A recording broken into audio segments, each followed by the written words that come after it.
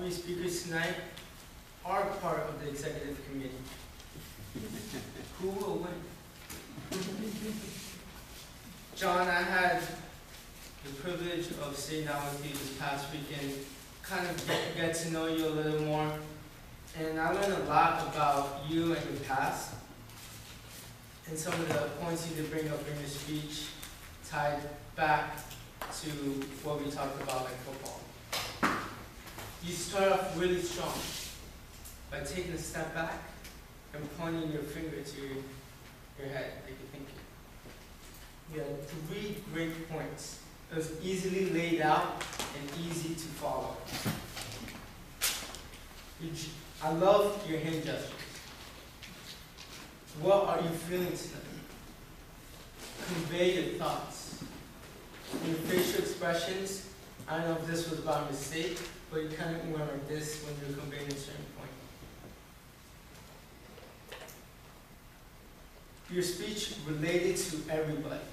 You can use emotion to influence your audience. And that's something that's very essential, not only for a speaker, but just being in any kind of relationship, you need to tie in to anybody when you're speaking to them. You talked about emotion and motivation. What you could have done a little bit better was you talked about your points, but you could have reeled them in by connecting with them a little more. When you talked about motivation with your football team and when you're on a football in college, you could have tied it back in to maybe Toastmasters and how we struggle on a daily basis. It might get a little better and it might fall back. That's just one example you can use, and that everyone in the audience could relate to, because not everyone could relate to football per se.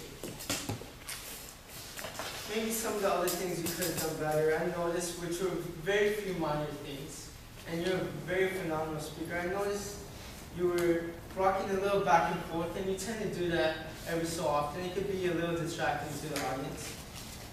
And I don't know if anyone else saw you do this, maybe because I was sitting up front. You tend to shuffle your feet a lot, and I can hear it. Another thing you do is you say what we're going to talk about today. Instead of saying what we're going to talk about, just say it. And I used to do that a lot when I first started speaking. Just give me 3 points, and don't start by saying, tonight I'm going to talk about such and such and such. Like I said, you're a great speaker. You ended very strong. You went over the 3 points in the end. And I love your quote. Be bold. Be bold. Be bold.